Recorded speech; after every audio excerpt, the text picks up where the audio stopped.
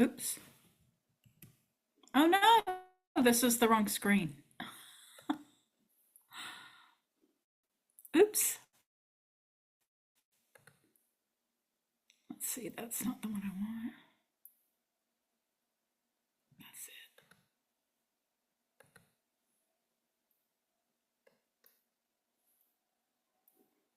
There we go.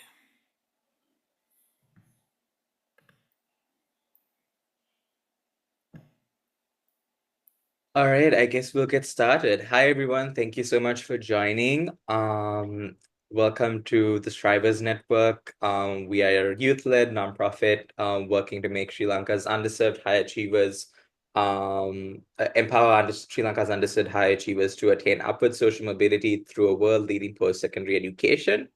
And today we are partnering up with Mercer University to bring to you some more information. And this is part of a webinar series, a five-part webinar series where we uncover what it's like to study at Mercer, and also a bit about college admissions and writing essays and stuff like that as well.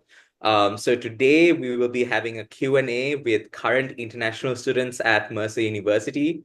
And I just can't wait to get started and to learn more about their journey and their plans.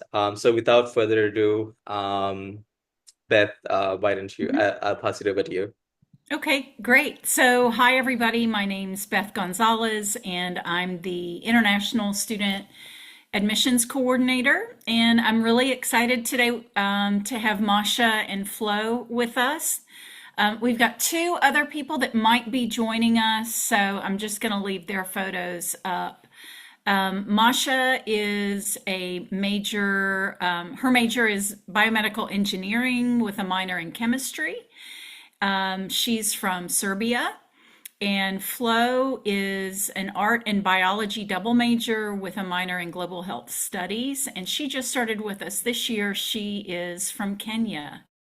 So these young women are going to they're going to be answering your questions, and I hope that Martin and Nati are able to make it.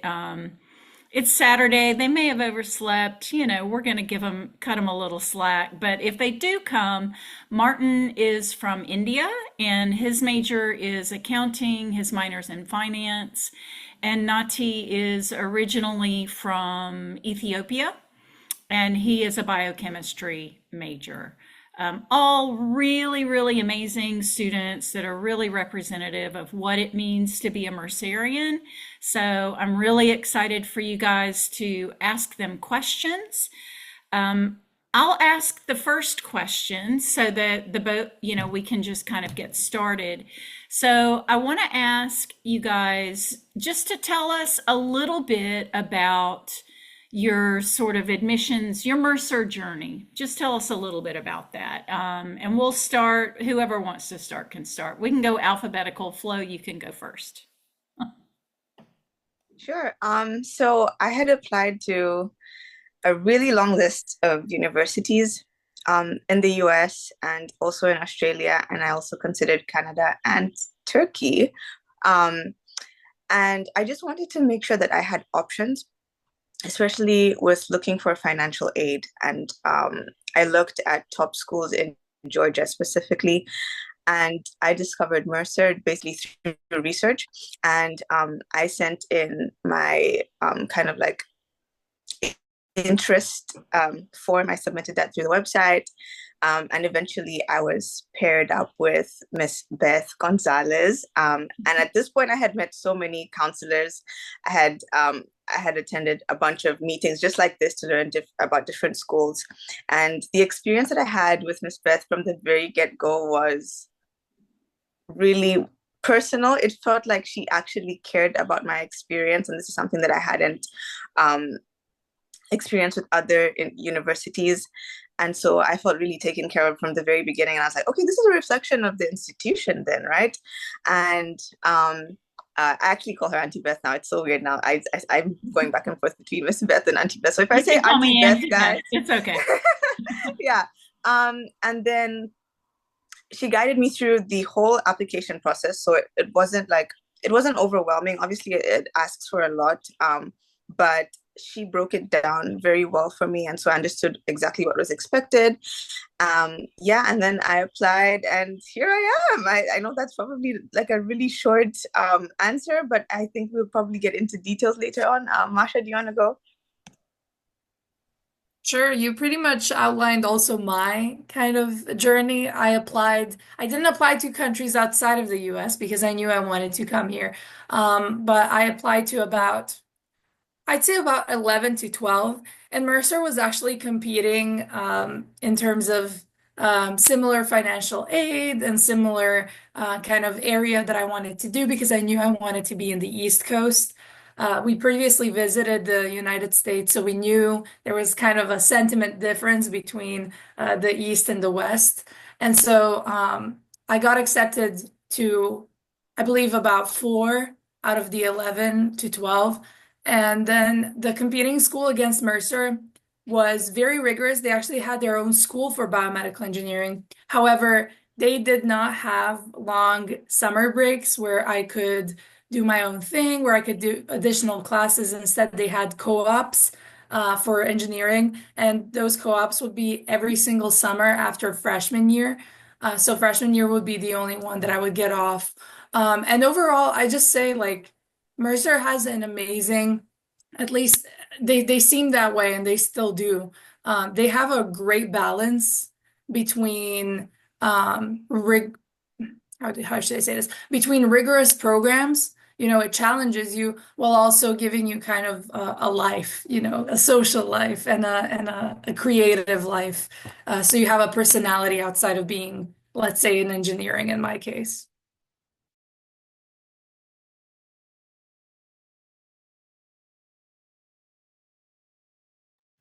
So we'll just open it up for questions. So Rivi, if you've got questions, students out there, if you have questions, you can either unmute yourself. Avery, I see you're unmuted, so looks like you might have a question. Just do that, raise your hand, whatever. We're pretty informal here, so go for it. Yeah, and feel free to introduce yourself and tell us a bit more about yourself as well. We're really excited to get to know you. Mm-hmm. So Avery, did you have a question?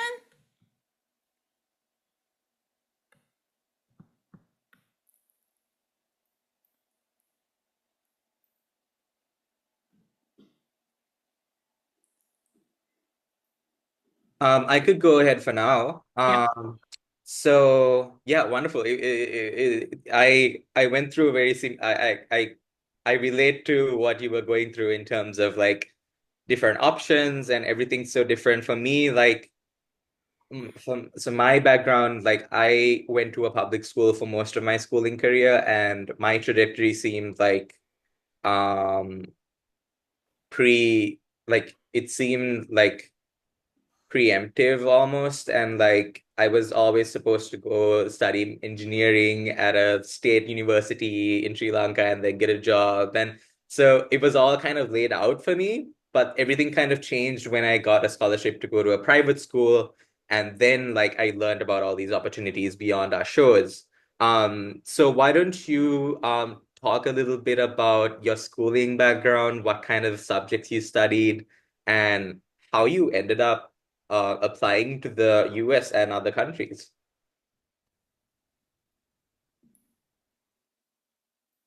Well, you want to go first? You can go first, Masha. Okay. So I actually studied literature. So I relate to Rivi in terms of, it all seemed laid out until everything switched up and nothing made sense anymore. So I studied literature and social sciences back in Serbia at a public high school. It was a lot of fun. I believe that kind of gave me in terms of going into STEM, it gave me a different perspective, a different approach to science.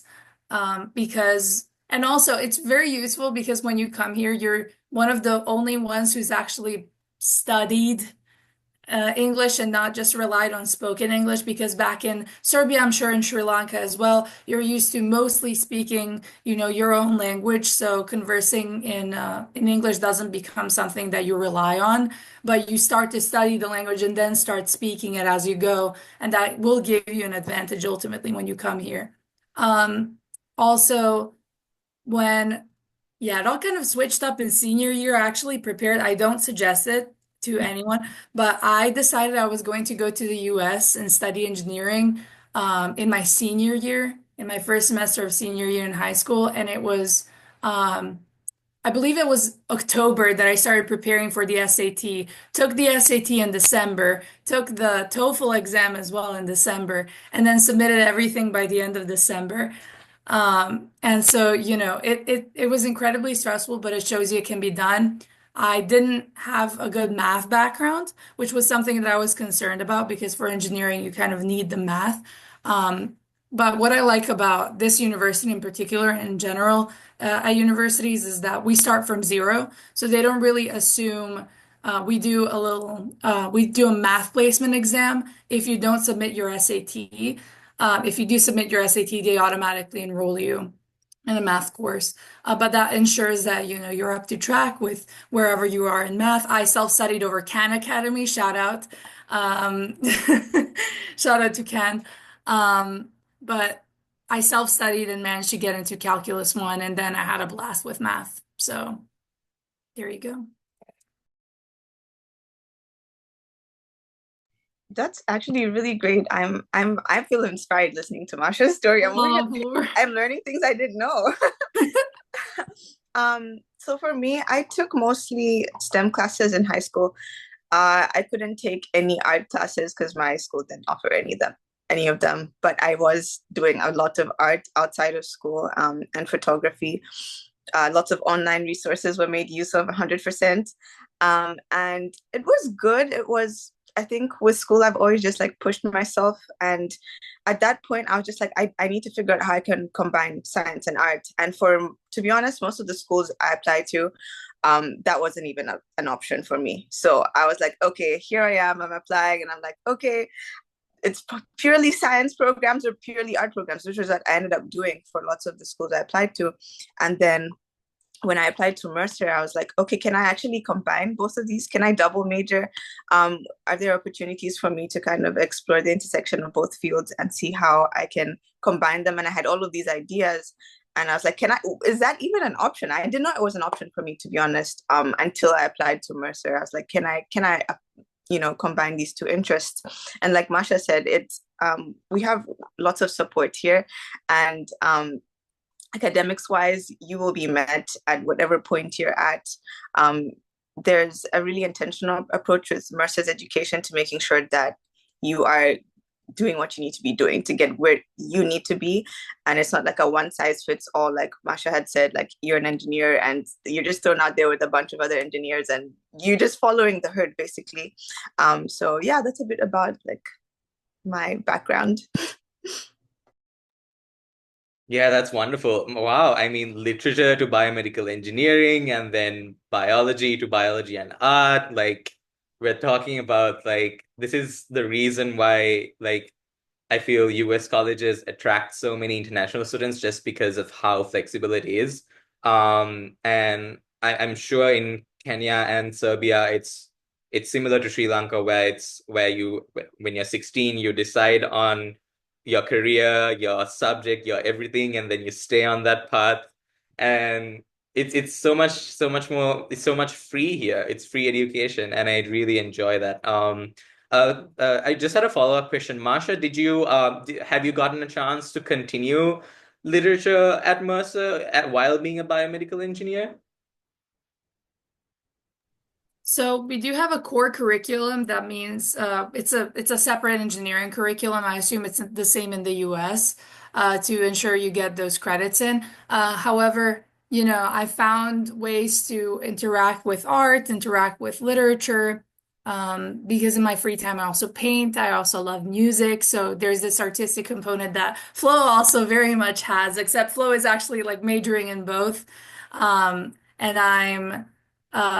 I'm just doing it as as a side gig, I'd suppose. But I've been involved in many ways in the artistic terms and the literature terms. For instance, I was really scared to take a religion course when I came to Mercer, but I was enrolled in my religion course in first year of freshman year.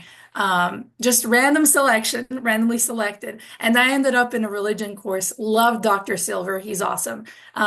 He taught the course by applying modern principles with religion. So it wouldn't be like we had atheists, we had theists, we had everyone bundled up together. We had people who had no opinion, right? Because you come into college, you're barely an adult.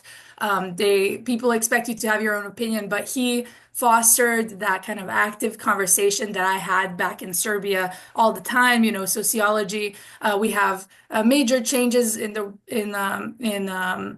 the scene today in Serbia as well, which is directly related to what I studied back there. I get to yap all the time to my friends about what's going on back in Serbia, and my opinions and sociology and stuff like that. But in that religion course, going back to it, we actually analyzed Kendrick Lamar's album To Pimp a Butterfly.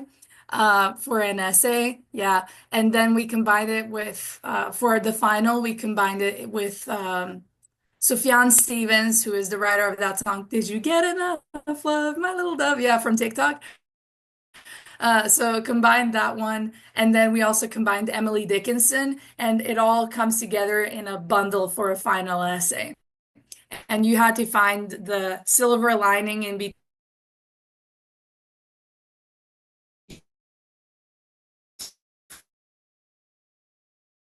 between those to connect them. So, but yeah, that's about it. Sounds wonderful. And I'm a firstly, can everyone hear me? Well, do you wanna touch on? Oh yeah, sorry. Yes. Go ahead, Flo. Okay, yeah, cool. First of all, Masha, that is so cool. Like, what? That's like the most fun religion course I've ever heard of. Goodness. So for me, in my first semester, I took INT, which is one of the kind of like general um, courses that you can take here, or routes that you can take here. And basically, it's an opportunity for people to learn about like writing, college writing, how to research effectively, make use of resources, that type of thing. And for my final thesis project, I decided to do research on why people engage in poaching. And my professor was like, hey, I know you're a visual artist. Do you want to have a visual arts component attached to this research? And I was like, yes, please, absolutely. And so I basically wrote a 10-page thesis, and I had another couple of pages dedicated to just visual art to support my research, basically. And I had my like wildlife photography in there, and I had like anatomy studies of different animals, talking about which parts are like considered valuable and that type of thing. So being able to like combine those together has been super helpful. And then this semester I'm taking a drawing course, and anatomy isn't really part of the outline of the course, I guess I would say. But one of the projects that I had was to make a piece that's inspired by a proverb. And so the one that I chose was guard your heart, for it's the wellspring of life. And I basically studied like heart anatomy to work on that. And that's another way that I combine science and art. So it's great to have professors that are genuinely interested in giving you opportunities to combine the things that you are passionate about. I think that's really important, especially to give you like a well-rounded experience. And like Ruby had said earlier about um, studying here in the US, I love that I'm able to just like jump from like math, and I'm going into like art, and then the next day I'm like reading like 180 pages for a different course. I like I'm engaging all of these parts of my brain, and it's really stimulating, and it's great to be involved in different disciplines and not just like one thing. And so it makes school really exciting, to be honest. Yeah. Yeah, first of all, I have to say To Pimp a Butterfly is Kendrick Lamar's magnum opus. And yeah, so I would have loved to take that course. Like, because even the title, To Pimp a Butterfly, the idea is like that the butterfly is like God's creation, it's beautiful as it is, and then like to pimp a butterfly would mean to like kind of abuse or exploit. I just love it. So I'm so glad you took that course. I will yield the floor now to any other questions that anyone else might have. If feel free to like unmute yourself and introduce yourself. If you feel a little shy, like you can just put the question on the chat box. But yeah, we'll just well, waiting to hear from you.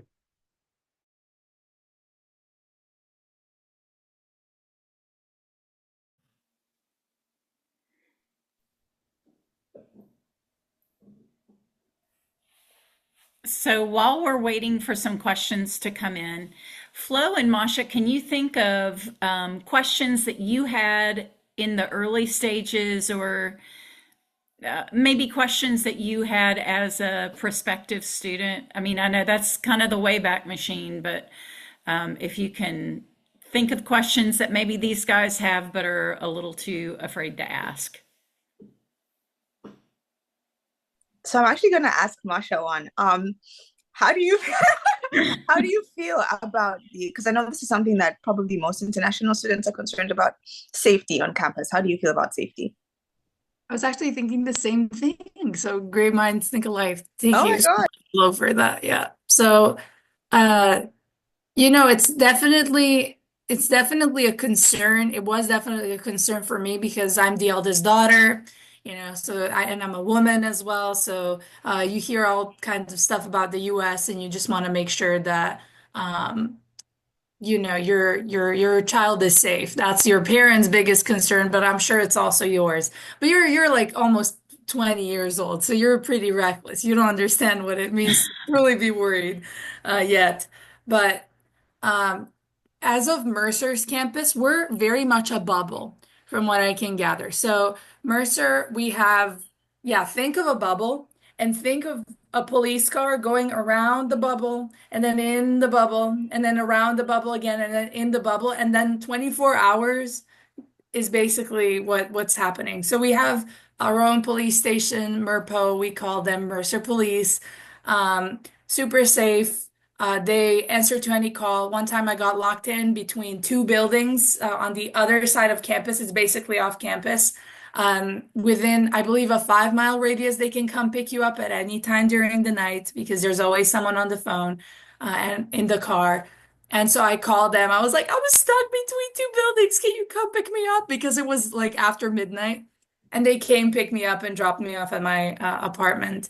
Um, so they're really good. They're really fun. We see them on little golf carts as well around campus. So if you're studying until 3 a.m. and you're on campus, let's say you're in the library and you don't feel safe walking back, you can just call them and they give you a lift to wherever you're at. What about you, Flo? What do you think? Would you add something? Yeah, I think you pretty much covered it. So I am a night owl, and I don't know, productivity just hits me at like 11 p.m. Like I'm productive throughout the day, but there's this other like sense of like, oh, I can accomplish everything. I can save the world in the next 2 hours. That just hits me super late at night. And so like, especially last semester, I tried not to do that this semester, but last semester I would stay in the fine arts building until like 1 a.m. sometimes, especially when I was working on my final art projects. I had to. At that point, it wasn't like, oh, I enjoy working at night. No, I just needed the extra hours. And I was concerned. I was like, okay, can I be walking outside at night, like by myself? I literally, my room is like 5 minutes away from the art building, but I was like, is it safe? And every time I would leave the building, literally there's a Mercer police car like stationed like right outside the building. And I'll just say hi to them. So at that point they became used to me. It's like a routine where I'd like walk past their car in the middle of the night. But basically, as Masha said, we are very much catered for as far as security is concerned, 24/7. we are in a bubble. You can definitely say we're in a bubble, but we're all protected, which is great. So it's okay. It's safe to walk around at night. And if you want somebody to escort you somewhere, that's also an option. I always had like my phone with me, and I'm like, should I ask them to escort me? And I'm like, they're like 2 minutes, so I can literally see the car from the window from the arts building. So I'm like, I'll just walk down. It's fine. But if you did want like extra support, especially at night, you can always call them. So that's great that we have that kind of support. I thought of a question. So a lot of students want to know what's the social aspect like on campus? Are there things to do or are there not things to do? Well, I'll ask you that question. I'll pass the question on to you. I'm excited to hear what you have to say. Oh my gosh. I feel like Marsha has like more of a social life than I do, but like I'm gonna try my best to answer this question. So there's definitely a lot that you can do on campus. We have, Marsha, how many clubs do we have? Over what, 300, 500 How many what? Sorry? clubs? Like campus Clubs? We clubs? have 165. Oh, we have, okay, so we have 100. That's a lot. There's basically something for you, whatever interest that you have. So we have a ballroom dance club, we have a K-pop dance group, we have, I tried, first of all, I tried to join the ballroom dance club. It's been on my schedule since the first semester and haven't attended a single meeting until now. And I'm like, this semester is going to end before I can try it out. I'm going to try and go on Monday. So we have that. And then we also have like, obviously like academic related clubs like Women in Science and like Association of Engineers, right? There's all of those kind of clubs as well. And then we have like sports clubs, like running clubs. So there's like official teams for the school, and then there's also intramural sports. So if you want to still compete but not be at like, I guess like a national level, you can do that. We have a swimming team. There's an art club. Let's see, I'm trying to think. There's a fencing club.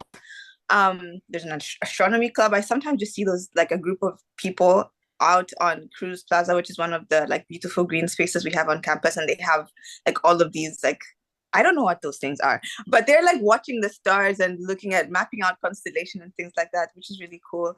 And then we have this organization on campus called QuadWorks, and they basically organize like events free for students throughout the semester, which is really cool. See, I'm trying to think of like recently we had Bearstock. Marsha, did you go to Bearstock? If you did, could you tell us about that, please? Yes. Did you go to Bearstock? No, I was. Oh, that's why. I slept. I slept that day. I was so tired.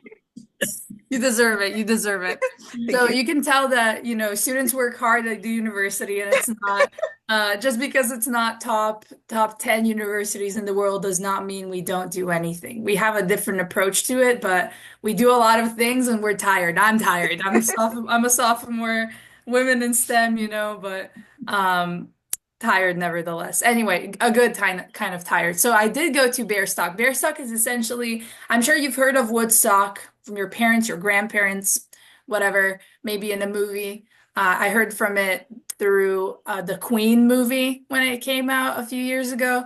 Um, and Bearstock this year, we had Neon Trees. In case you don't know who Neon Trees is, because I didn't know when you say Neon Trees, it's that everybody talks, everybody talks, everybody talks. Yeah. So they came to our campus and they performed, and it was a lot of fun. They had big, I've never seen those. They had big dice. But sorry, that's not how big. It was huge. They had huge dice that were inflated, and then people would like, pardon. People would play in the pit with the dice and they would like throw it at each other. It's like a mini festival on campus. We had hibachi, we had Mexican, we had shaved ice for free for everyone. And the food was free for students as well.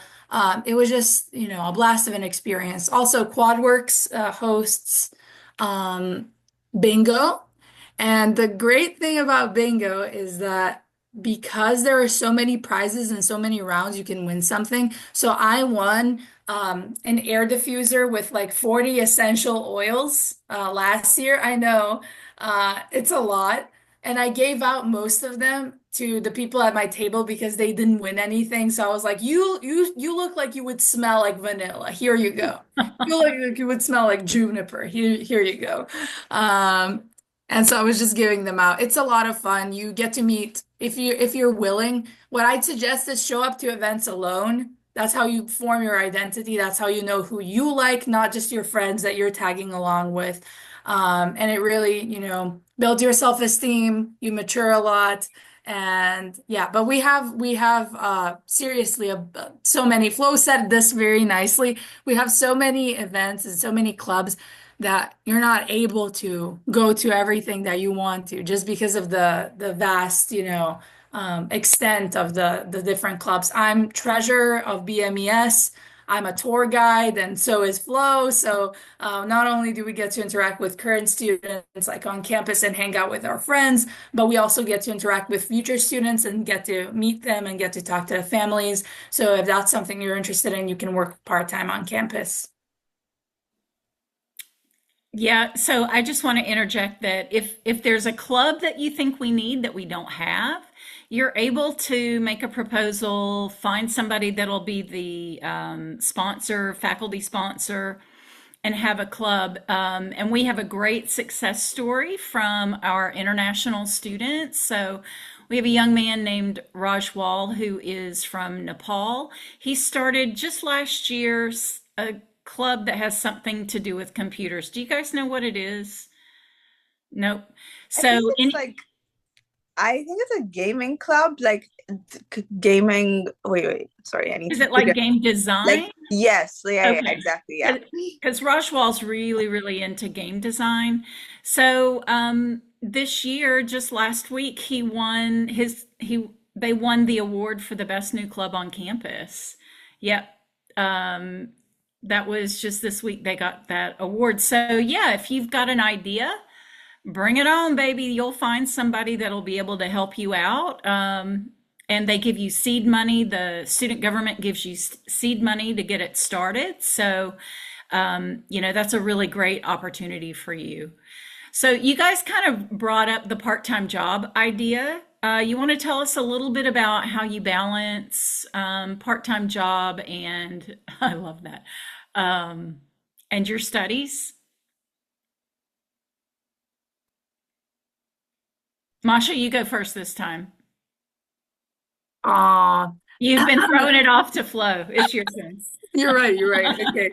So I've had to learn a lot about this because I think I truly didn't know how to study until I came to Mercer and until you kind of start. Because studying, I suppose studying in college is different than in high school. Depends how rigorous your high school was, all right? But it can be a little daunting from the get-go for some people, but Mercer has a very, very nice kind of ease into how hard the degree is, no matter how hard the degree is. So the reason why I talk about engineering so much, not only because I do it, but also because it's kind of the reference point for how difficult things are. So let's say you're doing the most difficult major, one of the most difficult majors, at least on campus. You get that slide in from first semester, second semester, and then it kind of starts to like reach peak around second year, sophomore year where I'm at right now. I'll take your condolences. But so I do a part-time job. I'm treasurer of a club. I'm socially involved, so I have a friend group. I have friends. I travel sometimes over the weekends with my friends as well around the U.S. When I can, and then I also keep up a good GPA. So, and I'm part of the engineering honors club. We do so much cool stuff. I love that society. So the way I would kind of suggest going about it is figure out your priorities. So is your GPA your priority? Is having a blast in uni a priority? Are your friends your priority? And then kind of keeping that in the back of your mind while you're doing anything, because at the end of the day, let's say you get an offer to go to a cool party. All right. Like there's a party happening and you really want to go, but there's this exam that you have tomorrow that you haven't even touched. And then your priorities come into play. Also, priority wise, if your family is your priority, make sure to call them. I call my parents every single day, sometimes multiple times throughout the day, just ringing them and kind of letting them know what you're up to or what you've been up to is very important for your mental well-being and for their mental well-being. And having that will kind of make you feel more connected. A lot of American students don't call their family, so it's really funny whenever I tell them I call mine multiple times a day, and they're like, I haven't called mine in 2 weeks. Uh, so there you go. Yeah, figuring out what your priorities are. Don't pressure yourself too much. My dad told me it's not the end of the world if you get a B. Um, but it is the end of the world if, you're compromising your health. And Mercer makes sure that we have resources. We have free counseling on campus as well. If you're feeling that pressure, I used to go in my freshman year. Um, but yeah, there you go. Flo, you want to answer that as well? Yeah, sure. That was a great answer. Love that. Love that you call your parents multiple times a day. That's great. Um, so I would say like balancing things, huh? I think it's an experiment, especially in the beginning, and kind of seeing how much time you'll spend working on different things for different courses, right? And then at least that's how I started. So my framework is like, okay, academics first. Then what else can I accommodate, like realistically? And with work, like Masha said, we work with admissions, which is really, really fun. We get to meet prospective students and kind of like just share our Mercer experience, which we love. We love Mercer. So it's like, it doesn't feel like work, to be honest. And I personally work 1 hour a week. And I know that sounds like nothing, but that's what I can take on right now. That's as much as I'm able to accommodate. So with on-campus work, it's really flexible, works around your schedule. So you don't have to worry about like if you were working off campus, which I know that you're international students typically don't. But like if you were working outside of like a university space, there wouldn't be that understanding that you're a student first, right? And here at Mercer, it's like you're a student first. Academics are the priority, and then everything is structured around that. So you're not considered a worker first, which is great. It really helps to just like support your studies and make sure that you're doing what you need to be doing when you need to be doing it. And then as far as like things socially, so I typically spend either my lunches or like studying, depends, with my friends, because it's really easy to just get into this routine of like, okay, I'm studying and all of these things, and you really don't have time to spend time with people, which I think is something that I struggle with. But then over the weekend I try to catch up, do something fun with my friends. Like yesterday I played pool with two other international students, both from Nepal, which is really fun.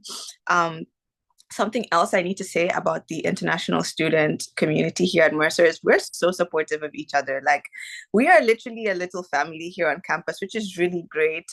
We have a hangout session every week, like a study session, where if you want to just come, like have some tea, chat with your friends, find out how they're doing. And then we also have like international student trips, which is nice. Last semester we went to northern Georgia. We went apple picking, which was really cool.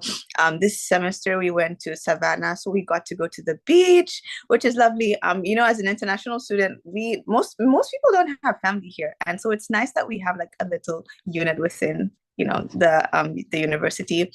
Let's see what else. Balancing things, I would say it's kind of like I said, like an experiment. Kind of figure out, like Masha said, what are your priorities?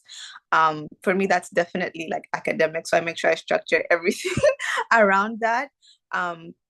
But there's lots of support also academics wise. We have the ARC, which is the Academic Resource Center. So if you need help writing an essay, doing research, maybe you need help with like math or languages, we have student tutors throughout the week to help you with that. And I make use of them. Like, I go there at least like every other week. I'm there, especially when I know I have a test coming up. Like last semester I took French. I would just go there to chat with the French student tutor, like literally just go there and chat in French, just to make sure that I feel comfortable and ready for like oral exams and that type of thing. So there's literally so much support everywhere. If you're feeling like, okay, you're not spending enough time with people are really supportive, honestly. Whatever you need, whether it's like academic support or like even like counseling, like Masha said, we have free counseling on campus. That's something that many institutions don't offer, and that's something that people end up for later on in life. And this is a resource that you can make use of. For like 4 years you get free counseling, free therapy.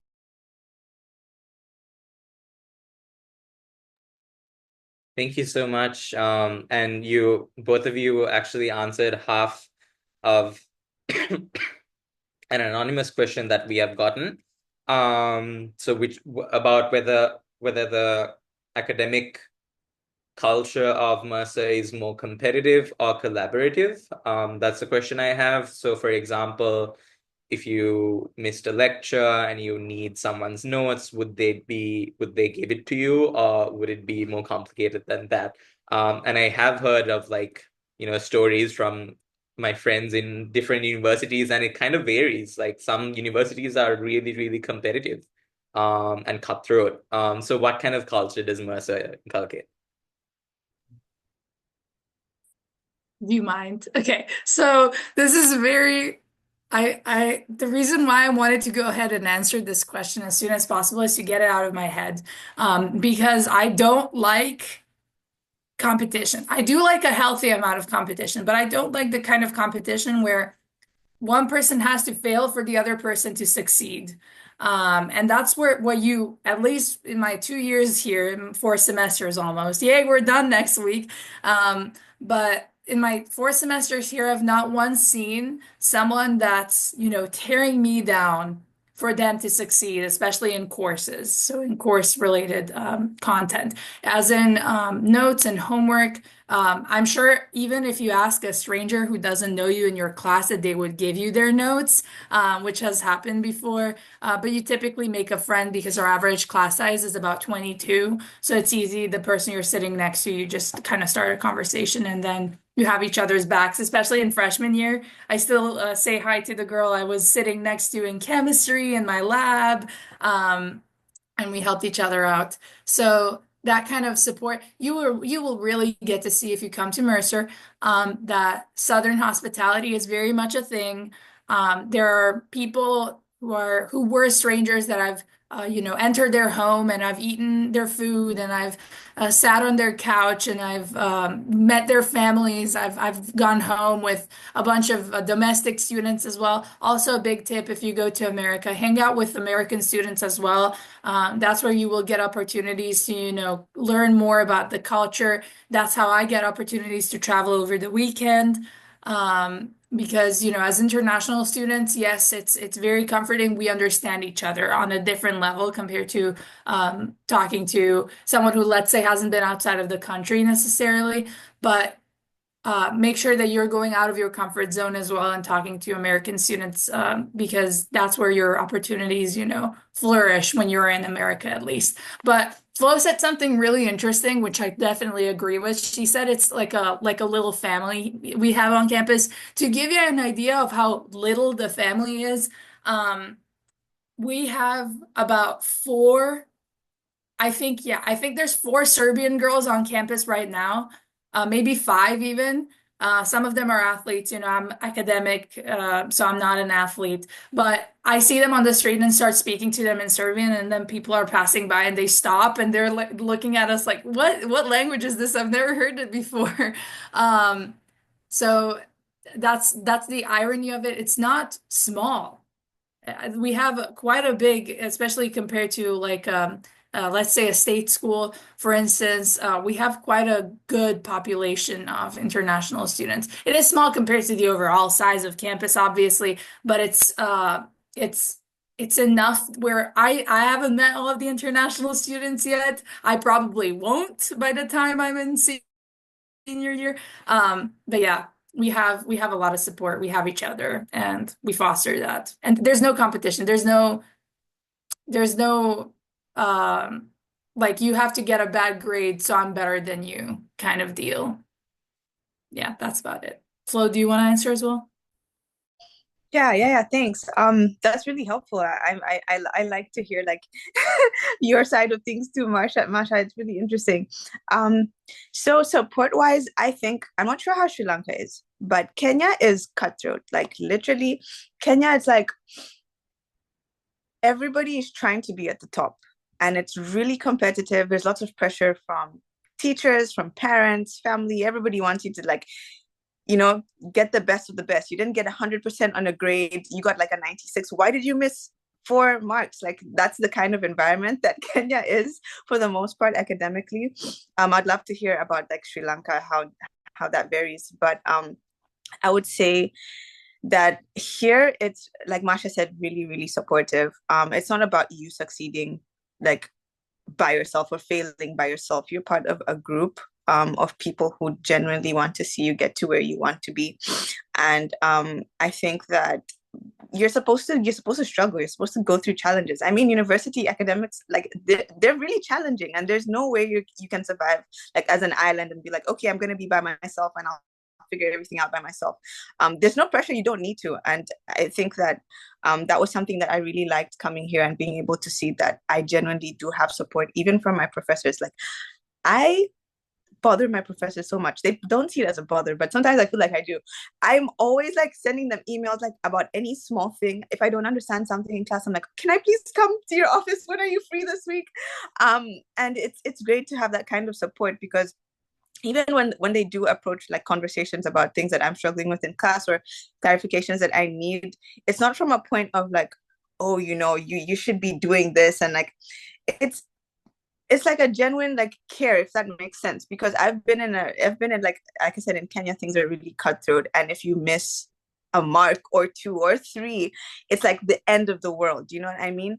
And I don't think that creates like a healthy, sustainable environment for you to study, because even when you're going into an exam, you're like filled with anxiety, like, oh my gosh, I'm going to disappoint all these people. And here I feel like obviously there's a little bit of like anxiety when you go into an exam, but it's never because of external pressure. It's just like, okay, I know that I really want to do well.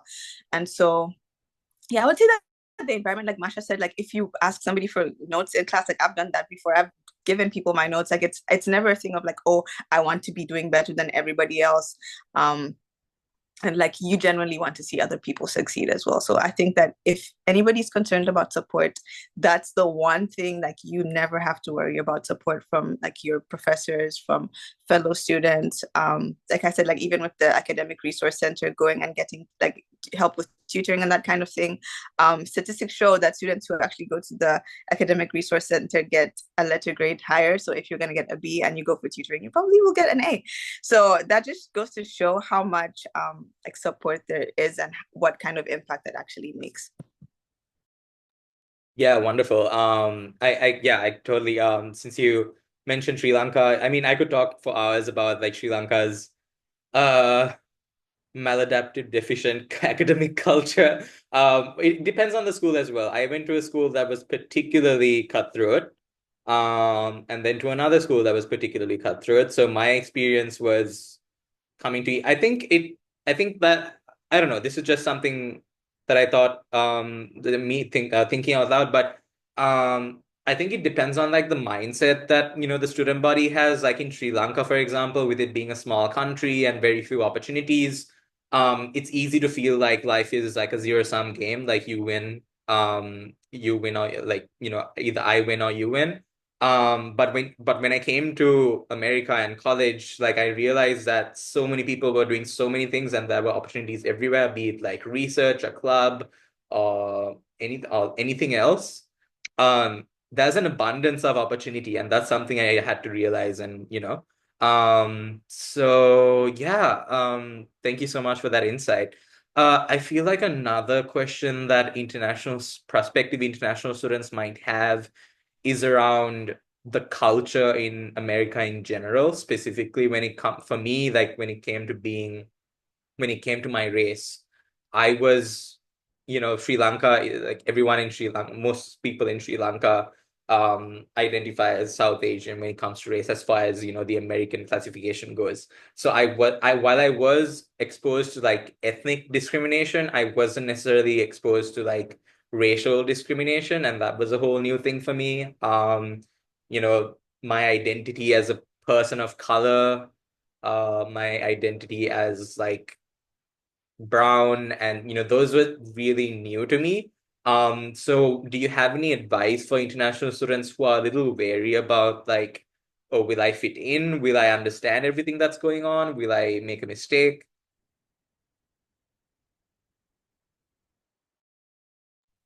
Okay, so I'm gonna jump into this this question.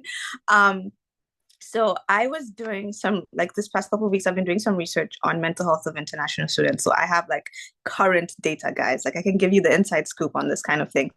But like from my personal experience, I think that as far as discrimination is concerned, I haven't experienced that.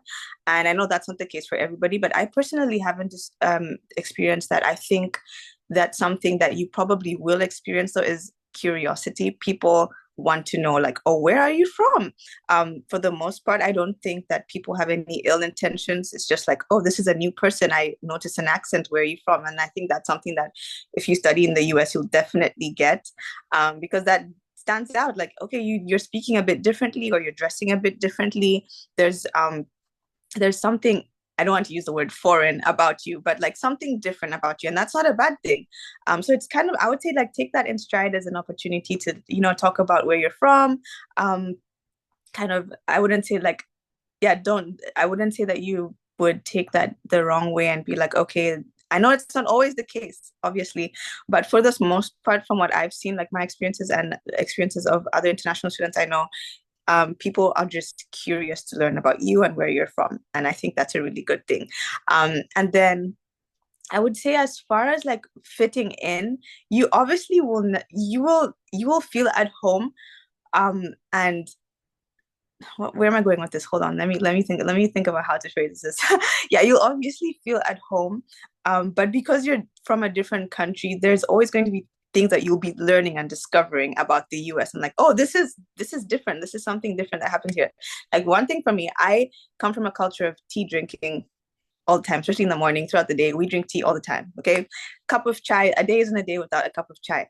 Now, here, I came here and it's like people have Coke in the morning. And that was like, oh, okay, I've never experienced that before. I've never seen that before. And there's all these like different cultural things that you will learn. And to be honest, if there's something you don't understand, don't be afraid to ask. Because I've been in situations where like people are talking about things and like, what is that? And they're like, oh, it's this thing. It's an American thing. I'm like, okay, that's really cool. I'm glad to learn. We don't have this, or we do have this, and it's just great to be able to kind of have that exchange of experience with people. And I think that's a really fun thing. So, Masha, what's your perspective on this? So, the reason why I don't experience, well, at least why I feel like I don't really have enough knowledge on racial discrimination and ethnical discrimination as well, is because to a foreign eye who hasn't heard me speak, I seem like an American. All right. Like I don't, except for the way I dress, because I've been told, that I don't dress like an American. Apparently there's, especially to classes, because I make an effort to dress professionally, at least like, well, I like fashion, and I like European fashion, and so kind of people could notice that. So they're like, "Yeah, I can tell you're European." But as soon as I open my mouth, there's a little bit of an accent coming out, and so like Flo said, you will be asked about it.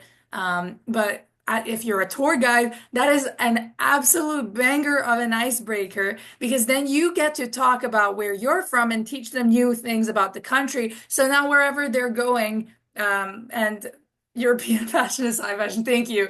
The rest of the world has high fashion as well, but I will take we're the supreme fashion industry. Anyway, so wherever the prospective students or the families go, someone mentioned Serbia, they will be like, oh, actually, my tour guide was from Serbia and she told us this cool fun fact about Serbia. Let's say Flo was their tour guide. She will, tell them a little bit about Kenya and they will be like, now I know something new about a place I've never been to through this connection that I've made with this awesome person. And that's your benefit because imagine you're doing that, but with whoever. So I've had employers, let's say like on campus, you're trying to get a job. I applied to be a supplemental instructor. And so if you mention, they're like, where are you from? Where are you from in Georgia? And then you're like, I'm not from Georgia, actually. I'm from the middle of nowhere on the other side of the world. And then they immediately assume that you're very highly adaptable, that you're capable, that you're independent, that you're brave most of all, because you are brave coming to the US and studying abroad. And there are all of these positives that go with you being an international, and it adds that little bit of mystery. Everyone loves a little bit of a foreigner, if you know what I'm saying. So There you go. That's my perspective on it. I haven't experienced it a little bit. Yeah, wonderful. Something. Sorry, Beth, go ahead. Yeah, I just wanted to add one of the things that I think is so important to understand is that when you're studying in a different country, even if you're just traveling, um, what you're doing is a form of diplomacy. It is soft diplomacy. And you guys, it's a scary world sometimes. And the best way to break down those barriers that exist in the world is by meeting people cross culturally, having good relationships, and just sharing general information about who you are, where you're from, and what your culture values. Because that's when we realize, oh, well, you're from the continent of Africa. There's really not that much difference between you and me, just location, geography, and that's what I love about the job that I have is that I'm able to bring students from all over the world into this small town where there might be students who have never met a foreigner before. And it's like a little mini UN, we're making space for peace and a better world. And I hate to sound so dramatic, but it's really what drives me as an international admissions counselor is bringing these people together and making a difference via soft diplomacy. Yeah. Yeah, I think it took me like a year and a half at Yale to kind of feel like comfortable in my own skin, and joining the South Asian Society had a big like role to play in that for me, like in being comfortable in my own skin. One funny little anecdote I have is that at least three people have gotten to know me, and when I tell them I'm from Sri Lanka, they go, "Oh, it's that Nicki Minaj lyric, right?" But yeah, sorry, I didn't want to miss this question, Miss Avery's question on Mercer on Mission. If you two can speak to that experience and how people are selected for the program. So, Flo, I don't know if you're going to one, but you are. Okay, so you can talk about this. I haven't gone to one. My friends are going to ones, but I want to let Beth touch on that as well because I think Beth has a lot of knowledge about the program itself and how it works, whereas Flo is going to have that experience. Sorry, I spoiled it for you guys. My bad. So I guess I'll just, for people who might not be familiar what Mercer on Mission is. So this is, I would say it's a cornerstone of who we are at Mercer. It is a program that really exemplifies how important service is to us. So this is a summer program that involves doing projects that are related to different majors at the university. We have, I think, 44 or 45 different Mercer on Mission programs around the world. And in order to go, you have to apply and be accepted. And typically, you're going to go with one that is related to your major. But if you want to go on a program that is not related and you really fit the profile of the student they're looking for, then they're going to make it work for you. So they happen over the summer. There are typically 2 weeks, 3 weeks of preparation before you leave, and then you go to the country, and it's basically doing project work that's putting the theories that you've learned in class into practice. So you're going into an isolated part of, you can talk about where you're going, Flo, but one of our biggest programs is Mercer on Mission Vietnam. It's our oldest program. It's a biomedical engineering, mechanical engineering students go on that, kinesiology students go on this. And what happens is we've got these clinics where we help people who have lost a limb to landmines. And we have a factory there very close to these clinics where we actually build prosthetic limbs. So the patients come in, our students do all of the work. They do the intake, they do the measurements, they find out the history of the patient.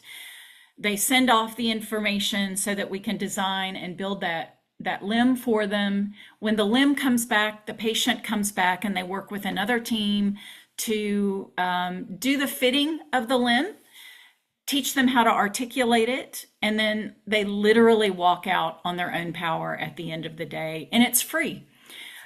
For students that go on this program, they have to pay for their visa fees to go to the country, and then they also pay for their summer classes. So the classes that you're paying for in the summer are a third of the rate tuition wise as those in the regular academic year. So it's a lot less expensive, but Mercer pays for everything else. They pay for your airfare, your accommodations, your meals, transportation while you're on these projects. And it's not like you're going to Vietnam, for example, and oh, you're going to put in like, oh, we're going to do a few hours here and then we're going to go sightseeing and stuff. It's not like that at all. It is full on 24/7. Those students put in really long days because they want to have the most impact as they can on the local community. And one of the things that I think is really cool is that, yeah, we make a big impact locally on the people that we're working with, but I think more fundamentally, our students come back changed. There's a profound paradigm shift that happens because a lot of our students have never been outside of the United States. They've never seen poverty. They've never seen people who need the type of help that they are receiving through these projects that we have. And our students come back fundamentally changed for the better. And again, it's more of that diplomacy that is happening. It is just such a valuable program. It is very unique to Mercer. And the Mercer on Mission program to Vietnam, I think the numbers, it's hard to get a firm number, but we're somewhere between 21 and 22,000 people that we've assisted with artificial limbs. So that's kind of what a big overview of the program.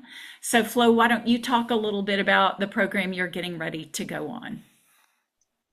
Yeah, so I am going to the Ecuador program, so the Mercer Mission Ecuador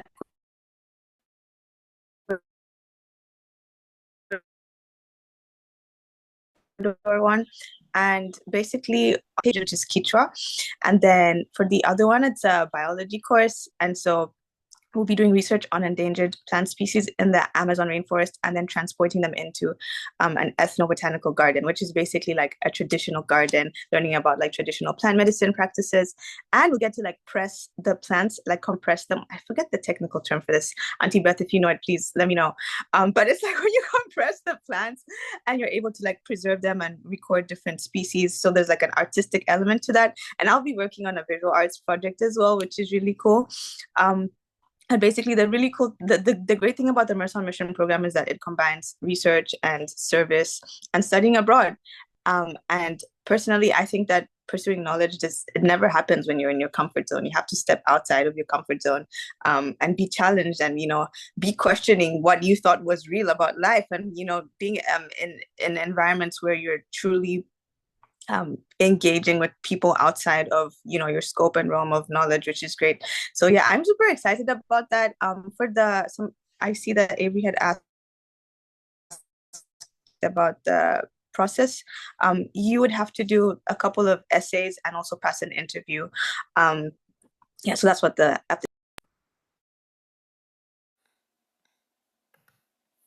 Awesome.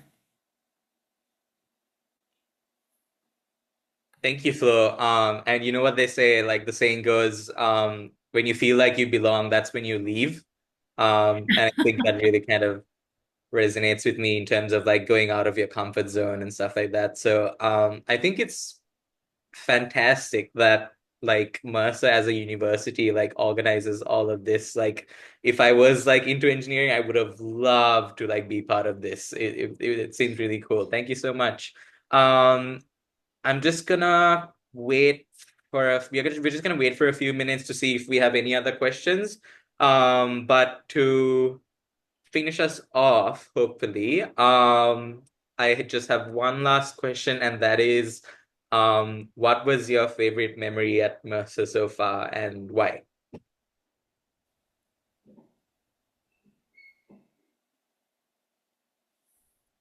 I guess I can go first, Flo. I'll let you think about that for a little bit. I know it's a big question.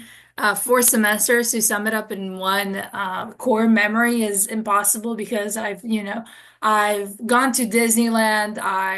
I'm going to a concert to Atlanta in May to my favorite band. It's a metal band. And they're American. They're from Florida as well with a friend. So that's going to be a core memory for sure. Then we have, admissions, all the events that we have happening for tour guides and for prospective students, because it feels like the event was made for us as well. So every event is also kind of a core memory for me. Um, but I guess the one that kind of sums it all up. Even though it's not nothing much, but we had snow in Macon, and apparently there hasn't been snow in a really long time. And not only was it exciting for me, but I was more excited for my American friends who grew up around this area, in Georgia, who really haven't had the chance to get a lot of snow because in Serbia we do get snow, not a whole lot anymore. But we do get some snow basically every year. And we went out to the football field and we had a snowball fight, and it was just, the laughter that you get out of 20-year-olds, out of my friends, out of my friend group. And there was everyone. It was just so packed. It was snowing like crazy. We made snowmen as well. We did snow angels. And the laughter that you get out of these 20-year-olds, you can hear the 11, 10-year-old kids in them, having fun. And we're just kids and kind of getting that, getting to experience that and getting to experience our whimsical sides together and have fun. It really, it's seemingly a small thing, but yeah, that and the coffees that I've had basically every weekend since I've been here down at Z Beans because I can't stop drinking coffee. Like you said about tea, Flo, tea in Kenya. I saw Rivi was also nodding because I know tea is really big in that side of the world as well. I love that. But we drink coffee and we drink like hard black coffee. I haven't been a fan of black coffee with the residue at the bottom, with like this much residue and this much coffee. Um, but I'm not a fan of that, but I do love coffee in the morning. It's like a ritual for me. And so I live right next to a coffee shop that was actually opened by a student who went on the same Mercer on Mission program as Flo is going to right now. Ecuador. Yeah, it was Ecuador, but then Oh, but it was a different one. Okay. So it was to the same place, guys. I was close enough. But it's a different program. So yeah, there you go. That's fine. I You don't wanna know you how to wanna top the tell snow your day, favorite? honestly, because that was my first time experiencing snow, and it was so magical. I can't even describe, like it just felt like we were on another planet. That's how it felt. It was magical. And like Masha said, like so much laughter, so many people like having fun. I wanted to just like stay in the snow and just like keep my fingers in there, but it was cold. And so I had to keep running indoors. I would run my hands through warm water and then go back out. But one fun thing I would say that happened this semester was the Cherry Blossom Festival. And this is like Macon is Auntie Beth, is Macon, can we say that we're like the central like cherry blossom festival um destination of the US? Can we say Yeah, we that? actually, believe it or not, Macon has more cherry trees, these ornamental cherry trees, than Uh-huh. Washington, D.C. I mean, it's Whoa. kind of amazing. Yeah, it's Yeah. insane. That's wonderful. And so yeah, it's a huge deal, and there are all of these fun events that happen. And so I went for the Cherry Blossom Festival Fair, and we had a bunch of like roller coaster rides. There was an air balloon. And this was like, I think at this point I'm realizing that maybe I'm actually like aging because we went on this. I forget what the name of the ride is, but it's like you're on a swing and it's spinning round. What's that thing called? I'm not sure if you guys, but you know what I'm talking about, right? So we went on this To ride. me, it is the vomit machine. We went on this ride, right? My friends and I, and there were all of these like 7, 8 year old kids, and I was a bit nervous. I was like, okay, guys, I was like laughing about it and everything, but I was like a little bit nervous. And I'm not afraid of heights, but in this moment, I was like, I'm kind of nervous, right? And this like 9 year old kid was like, don't worry, it's not that scary. And I was like, okay. And we go up, and it starts spinning, and then it starts to like bounce up and down as we're spinning in the air. And these kids are like, woohoo, yeah, like, and I just like, I didn't stretch my arms out. I was just like holding onto the chains. And at one point, I just closed my eyes and I was like, this is terrifying, but it's also kind of fun at the same time. And we went on a bunch more rides like that, which was really fun. So I would say that that was one of my favorite things to do. Especially I think during that time, either we had midterms before or afterwards. So I was like, this is a much needed break from studying and everything, and kind of like enjoying like a good time outside with your friends. I feel like for Masha and I, our favorite things are probably like outdoors, like doing things with people, which is really cool. Yeah, the first snow for me was like a pretty special experience as well. Like basically we have this tradition where like in the first snow everyone comes out. Like I was on old campus, which is like the first year quad. And we were all just like making snowmen, right? And then all of a sudden, like a group of like 5 guys come out of their dorm like bare naked and they run around the whole quad. And that's when I learned that's a whole other tradition that like you take your clothes off and you just run in the snow like for the whole quad. So that was something to witness. It's etched into my brain against my will, but I will take it. So I just wanted to say thank you so much for joining, you two, and thank you, Beth, for organizing all this. I really learned a lot, and we had the recording, and we will be sure to upload it on YouTube for anyone else who's interested. So thank you so much. If there's anything else that you guys want to share before we wrap up, just let me know. I just noticed a question here about when he said, Hannah says, when do you recommend arriving on campus? I would say like at least a few days before your program starts, just to give you some time to adjust. If you can, if that's possible, I would say just a few days is fine. I came like maybe a week or two before, which that's because I had like family friends here who were able to host me. So if you do have that kind of privilege, you can also do that. I would say it's nice to kind of just ease into, new time zone and everything, get over the jet lag and everything, but a few days should be fine. What do you think, Masha? Yeah, and we also have international student orientation as well happening. Beth, how much was it? 7 days, 6 days? It's a it's a few days. So the way Hannah, so to answer your question, just from kind of like the administrative point of view, so Caroline will be sending you an email with details about when we want you to arrive. So we'll do airport pickup.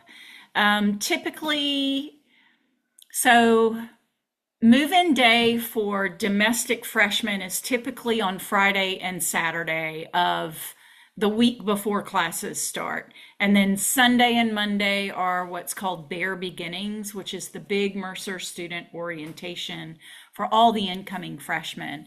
So so let's go back. So Friday and Saturday is when the domestic students move in. We have our international student orientation on Thursday, which is going to be the 14th. And so that means we want you to be here on Tuesday or Wednesday. So that's what, the 12th or 13th, I think. Get an email with communication about all of that. Caroline will let you know what are the windows of time that we'd like you to try to arrive so that we can pick you up and bring you back, so you don't have to worry about getting your own transportation to Macon. And just like Flo said, if and I can't remember if you've got family or friends here in the US, but if you do, you are allowed to come in up to 30 days before your program start date. So just pay attention to the information. If you do have that opportunity to stay with family, friends, or family in the US, like decompress a little bit and get used to the time zone, and then come down to Macon and get that new journey started.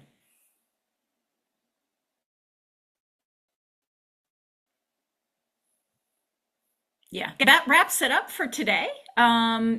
I am sorry that I was kind of playing with the slides. I didn't mean to. I've got two different slide decks open, and I kept going to the one that is not the right one, but that's okay. This is where our offices are. Wiggs Hall, my office is right here. That pretty Oh, we little can't window. see. I'm really. Oh, you can't? Oh, well, never mind then. Um, yeah, okay. Well, I'm going to stop sharing. Um, you guys out there have a great rest of your day. Thank you so much, Flo and Masha, for your time. I really appreciate it. Ruby, thanks for the invitation. And you guys pay attention to your email for the next one, okay? We'll be doing this again next Saturday. I think we're talking about, what are we talking about? Financial aid and scholarship, No, I this will think. actually be about financial aid and STEM scholarship, and it'll include Aknara Fonseca as well, our Great, past scholar great. who's a STEM scholar. So thank you Excellent. so much for joining, everyone. Thanks. Yep. Have a good one. Bye, everybody.